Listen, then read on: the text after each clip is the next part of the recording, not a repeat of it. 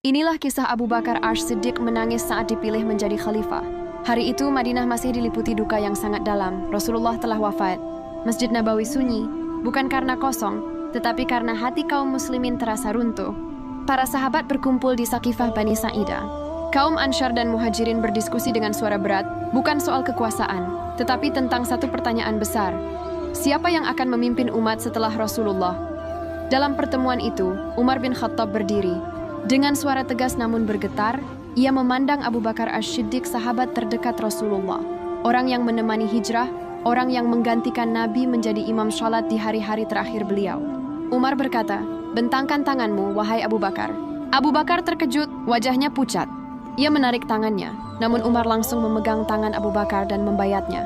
Disusul oleh para sahabat besar, Abu Ubaidah bin Jarrah, lalu kaum Muhajirin, kemudian Ansyar. Dan saat itulah Abu Bakar menangis.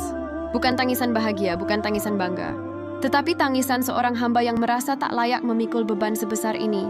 Ia berkata dengan suara gemetar, "Aku tidak menginginkan jabatan ini. Aku bukanlah yang terbaik di antara kalian. Demi Allah, aku berharap ada orang lain yang menggantikan tugasku ini." Riwayat Ibnu Sa'ad dalam Tabaqat dan At-Tabari dalam Tarikh. Malam itu Abu Bakar hampir tidak tidur. Ia terus menangis. Ia tahu, sejak saat itu, setiap kelaparan umat adalah tanggung jawabnya. Setiap air mata janda, setiap jeritan anak yatim akan ditanya Allah kepadanya. Keesokan harinya di Masjid Nabawi, Abu Bakar berdiri di mimbar. Itu mimbar yang dulu berdiri Rasulullah. Tubuhnya gemetar, suaranya tertahan tangis.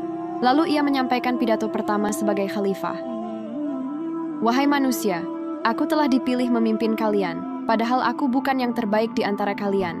Jika aku benar, bantulah aku. Jika aku salah, luruskan aku. Taatilah aku selama aku taat kepada Allah dan Rasul-Nya. Jika aku menyimpang, maka tidak ada kewajiban taat kepadaku." Riwayat At-Tabari dan Al-Baihaqi. Para sahabat menangis, karena mereka tidak melihat seorang raja di atas mimbar. Mereka melihat seorang hamba Allah yang gemetar takut akan hisab. Sejak hari itu, hidup Abu Bakar As-Siddiq berubah total. Pakaian tetap sederhana, makanan tetap kasar. Harta pribadinya ia kembalikan ke Baitul Mal.